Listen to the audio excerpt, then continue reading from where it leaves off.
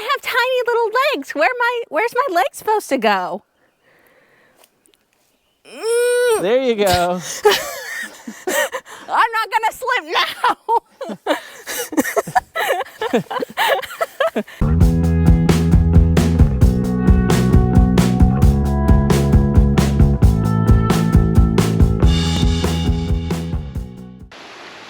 On this episode of Searching for History, we're out on Washington State Trust land in southwest Washington.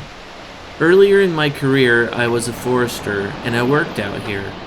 I remember a few different places that I stumbled upon as a forester that have to do with the old logging history of the area. So today we're going to see how well my memory is and how much things have changed and see if we can locate a couple of these sites.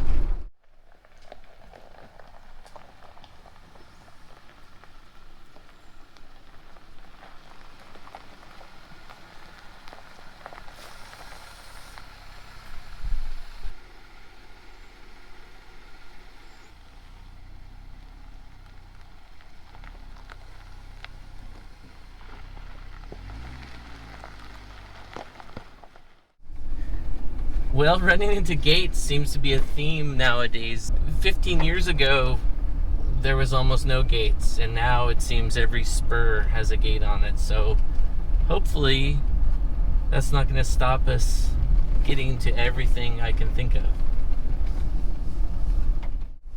Well, unfortunately, another site I was thinking of was a couple miles up behind that gate. So I still have a couple more that I think there's not going to be a gate to prevent us, so cross your fingers.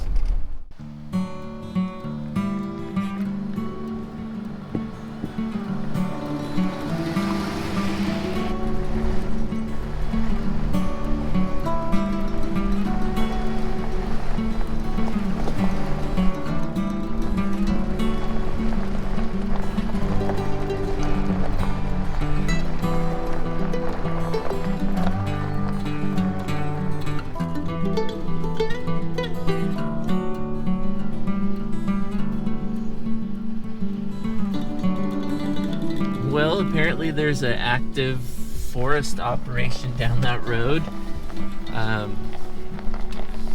It's not worth the risk to keep driving and run into a logging operation or an active haul route, so we're going to heed the sign and I guess come back another day.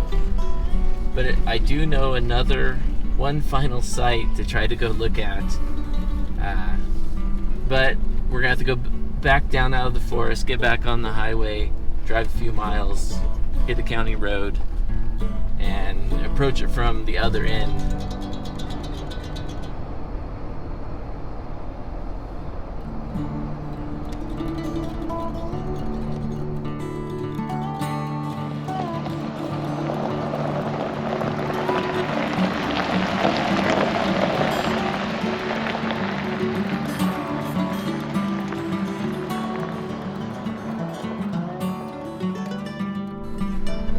This forest management unit was harvested about 15 years ago and then replanted. So these trees are about 15 years old, so it's quite dense, it's brushy in there, and they're planted about 200 trees per acre with the idea that as it gets older they'll be thinned.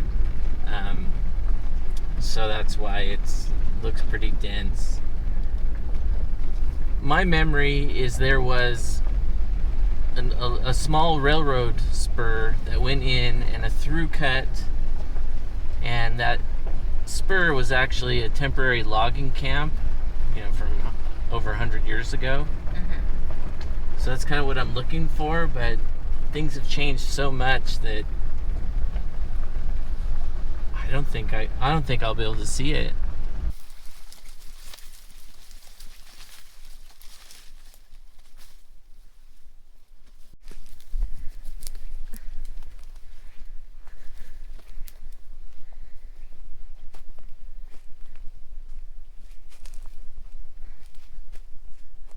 Unfortunately, I do see some artifacts, but they're quite new. Some Coors bottles and I think a can of Red Bull.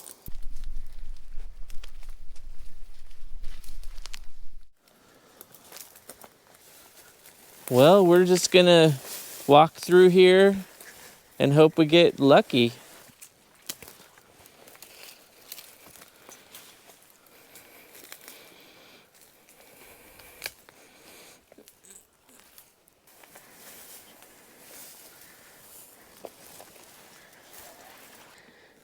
Well, I think we're on to something here.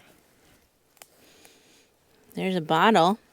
So here you have sherds, stoneware sherds that are probably part of an old jug.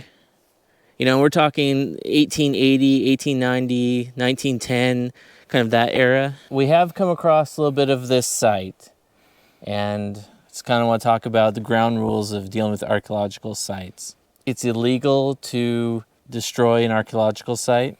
Even something like this, you know, that's only 100 years old, this is history, and this is considered an archaeological site. So you don't want to be a destructive element. If you see things on the surface, it's okay to take a look, and you absolutely do not want to dig into the ground looking for artifacts. But leave it there. Don't take it with you. You know, archaeological sites are a fragile thing. Once they're destroyed, they're gone forever. So no digging in the ground, no taking artifacts, because it is illegal. But more importantly, it's just the wrong thing to do. Here you have the top of probably a old whiskey bottle.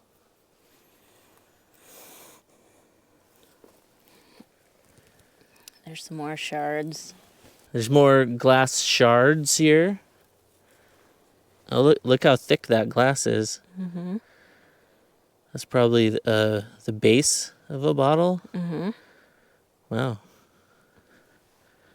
Oh, look at that. A stoneware cup. Yeah. Yeah, look That at that. It's an old coffee cup.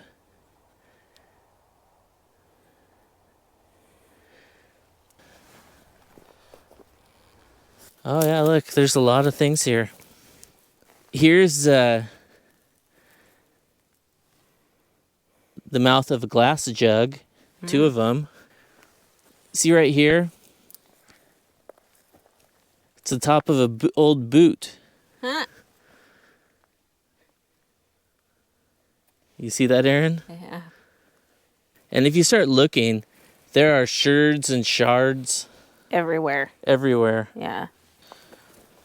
Yeah, here's a bottle. Is that the type of glass that is colorless but turns amethyst in the sun? It's kind of hard to tell. Apparently not. I think this is what they call a straw-colored glass. Mm.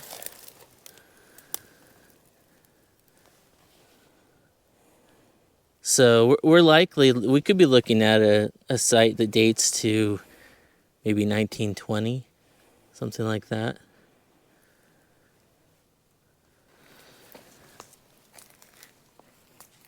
Yeah, this is kind of the concentration of it all. You have a stoneware coffee mug. Here's the rim. Glass shards. I think this is actually the tongue of a boot.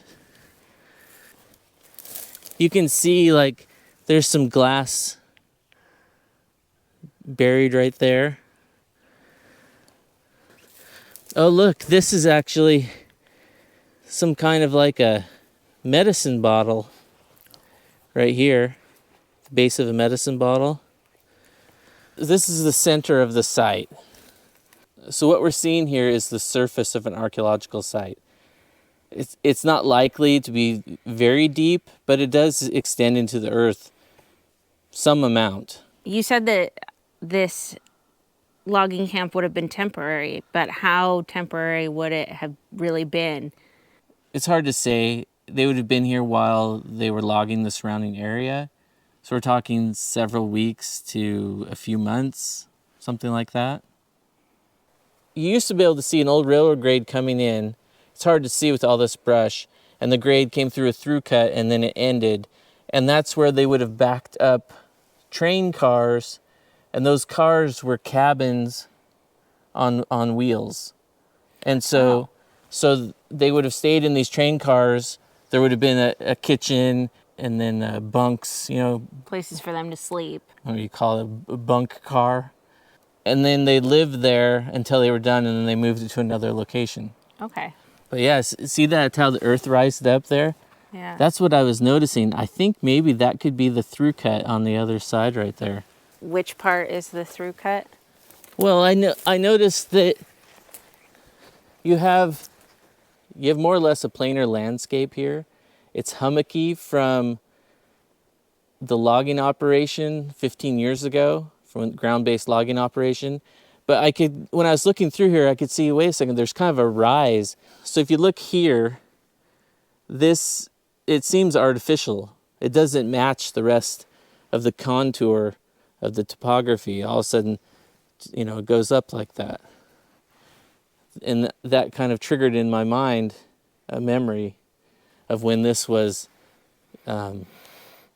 mature timber.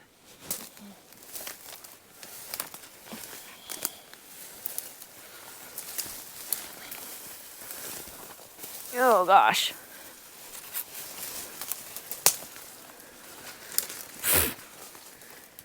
Yeah, it's really hard to see, but I think this is what I'm remembering. It's just so brushy. You can't see it anymore. No, I can barely see you.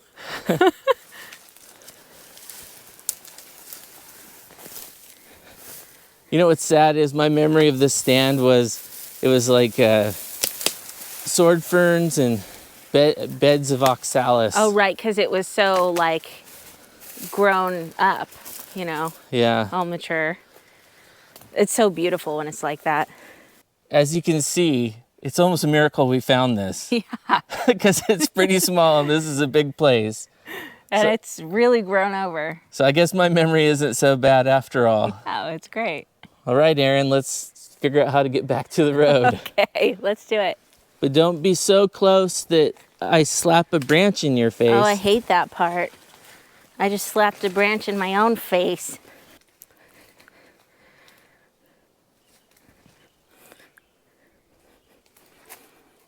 So you step over that. Because that's where you endanger yourself, because you'll slip on that. I would step over it. I have tiny little legs. Where's my leg supposed to go? There you go. I'm not gonna slip now.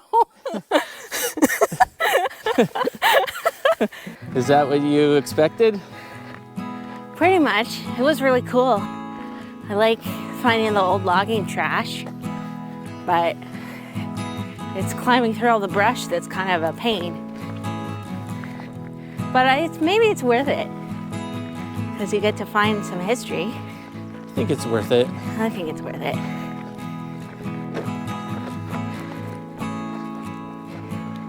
It took us pretty much all day, and we had a lot of obstacles, but eventually we found an archaeological site of an old logging camp. It was great. It was worth the scramble through the brush and getting whacked in the face a couple times with some branches. The site itself was really neat. You could see some artifacts just right on the ground and get an idea of what activities were happening there. I would say those artifacts represent cooking, eating, and drinking.